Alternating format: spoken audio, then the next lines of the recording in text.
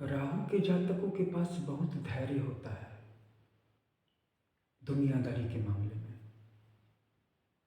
जहाँ पे उनको पता है कि बाजी उन्हीं के हाथ में है। केतु आपको रेस्टलेस कर सकता है, केतु आपको एंक्सस बना सकता है। आम धारणा इसके बिल्कुल विपरीत है। लोग कहते हैं कि राहु जल्दबाज है। जिसका राहु कमज़ोर है, ऐसा व्यक्ति अगर किसी की कॉल आ गई और मिस्ड हो गई तो 20 बार कॉल बैक करेगा कि कहीं वो नाराज ना हो जाए। किसी का काम आज आया है, इसे आज पूरा करना है, पूरा करने का डर है, ये डर केतु के जातकों को है। राहु का जातक आराम से 1-2 दिनों का समय ले लेगा। ऐसा इसलिए है कि केतु को बहुत ज़्यादा डर है, क्योंकि वो हाइपर सेंसिटिव है इमेज को लेकर के। और राहु अपनी खोज से कभी भी समझौता नहीं करेगा। उसे जो चीज़ें डिस्कवर करनी है, जो चीज़ें इन्वेंट करनी है, जिनका आविष्कार करना है, खोज करनी है, हो सकता है उसमें वो अपने आप को डुबा ले। अगर वो स्टॉक मार्केट में है तो उसे उन शेयर्स की कीमतों के उतार और चढ़ाव का अध्ययन करना है। अगर उसके अध्ययन करते वक्त कोई भी आकर के उससे बात करेगा, कॉल करेगा या उससे मिलने आएगा, घर का होगा, बाहर का होगा, वो बिगड़ जाएगा, वो गुस्सा हो जाएगा। वहाँ पे वो सचमुच में रेस्टलेस है।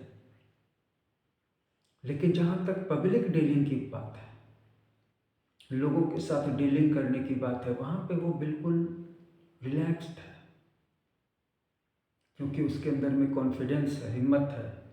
दुनिया में कैसे व्यवहार किया जाए, ये राहु से सीखिए। केतु के जातकों को दुनिया में व्यवहार करना नहीं आता है, इसीलिए वो आध्यात्मिकता की तरफ भागते हैं। हाँ, ये अलग बात है कि आध्यात्मिकता से भी एक रास्ता जाता है सफलता की ओर। राहु का जातक सफलता के पीछे भागता है और सफलता केतु के जातक के पीछे भागती है। न कोई बड़ा है, न कोई छोटा है। इसके अलावा जन्म कुंडली के जो 4 कोने होते हैं, जन्म कुंडली का जो बॉक्स है, तो जो ये लग्न है, तो लग्न से एक तरफ जो पहला कोना है, जिसमें कि लग्न का पहला और दूसरा भाव और तीसरा भाव आता है, तो इस पहले कोने में अगर राहु है तो ऐसा जातक पहले अपनी सोच को प्राथमिकता देता है। और अगर वहाँ पर केतु है तो ऐसा जातक दूसरों के स्वार्थ को प्राथमिकता देता है। जैसे कोई आ गया तो वह अपनी कुर्सी आराम से दे देगा, उठ करके खड़ा भी हो जाएगा। राहु का जातक ऐसा कभी नहीं कर सकता है। राहु का जातक कहीं पर जाने से पहले ही वहाँ पे अपने लिए कुर्सी का इंतजाम करवा लेगा। साथ ही साथ केतु का जातक दूसरों को सम्मानित करके अपने सम्मान को बढ़ाता है, और राहु का जातक दूसरे लोगों के सम्मान को छोटा करके या उनको पीछे छोड़ करके या उनके सामने अपनी चमक को बढ़ा करके। लेकिन इसका ये मतलब नहीं है कि राहु सिर्फ ऐसा ही असर कर सकता है। राहु भी अपनी रणनीति बदल सकता है। जहाँ पर उसको पता है कि दूसरों को सम्मान दिए बिना मुझे सम्मान नहीं मिलेगा, वहाँ पर वो दूसरों को सम्मान भी दे देगा। और जहाँ पे उसको ऐसा लगेगा कि मुझे बस अपने आप को चमका लेना चाहिए, फिर तो उसकी कोई छोर भी नहीं पकड़ पाएगा।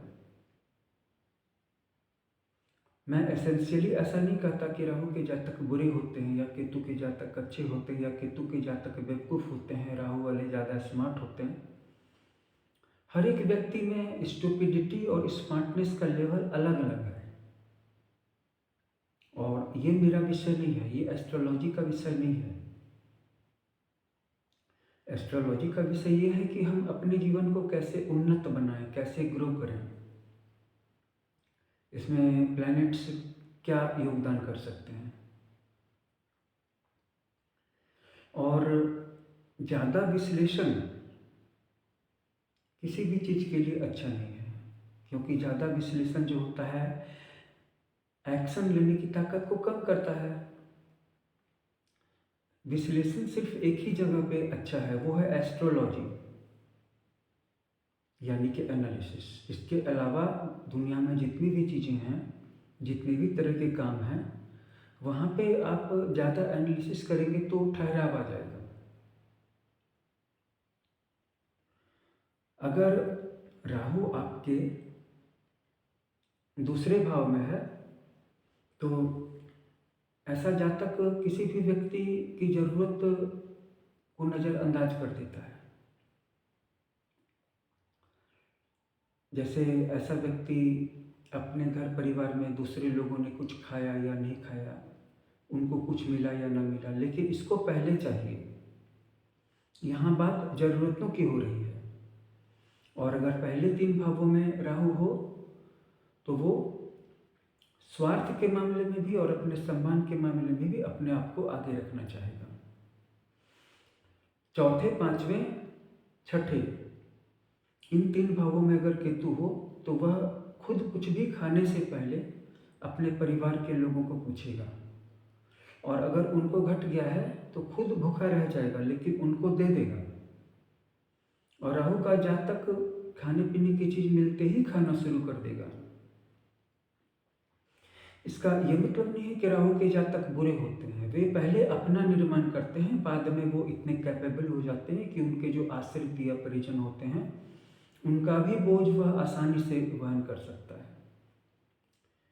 केतु का जातक सत्कर्म को, धर्म को, मोक्ष को अभी तुरंत रियलाइज करना चाहता है। जहाँ तक मेरी अपनी बात है एज एन एस्ट्रोलॉजर, मेरे ख्याल से हर एक व्यक्ति को इन दोनों के बीच में एक रास्ता है। जहाँ पे राहु की जरूरत हो वहाँ राहु को बढ़ा लीजिए, जहाँ केतु की वहाँ। ऐसा नहीं होना चाहिए। जो मैं कहना चाह रहा हूँ कि आपको लग रहा होगा कि मैं ये कहना चाह रहा था, और जो मैं कह रहा हूँ ये राहु के दृष्टिकोण से कह रहा हूँ। अगर मैं राहु के दृष्टिकोण से कहूँ तो व्यक्ति को ऐसा नहीं होना चाहिए कि थोड़ा कभी राहु जैसा भी कर लिए, थोड़ा कभी, बिल्कुल राहु के जैसा ही हो जाना चाहिए राहु के दृष्टिकोण से। और जो केतु है, केतु के दृष्टिकोण से देखें तो केतु अपने बारे में कुछ कभी सोचता ही नहीं है, अपने बारे में कभी मांगता ही नहीं है कुछ। वो तो अपने आप को खत्म करके ही आया है। अगर आप उसको देते हो तो उसको खुशी नहीं होगी, अगर उससे कुछ ले लेते हो इंतजार करने के बाद भी उसको कुछ नहीं मिलता है तो उसको कुछ दुख नहीं होता है। लेकिन जहाँ तक राहु की बात है, राहु का मार्ग ये है कि उसे सबसे पहले अपने आप को बनाना पड़ता है। और जहाँ तक मेरी अपनी बात है तो ये मैं व्यक्ति के हिसाब से, व्यक्तियों के हिसाब से सेट करूँगा कि किसी व्यक्ति को एग्जैक्टली ओनली सोलली राहु के पाथ पे जाना चाहिए या सोलली ओनली केतु के पाथ पे, या फिर कोई ऐसा भी रास्ता है क्या जिसमें कि दोनों के हिसाब से चला जाए। सुनने में तो ये बात बहुत अच्छी लगती है, भली लगती है कि मैं सबको लेकर के चलूं। क्या ऐसा संभव है? आप क्या कहते हैं? अपना कमेंट जरूर बताइए। धन्यवाद।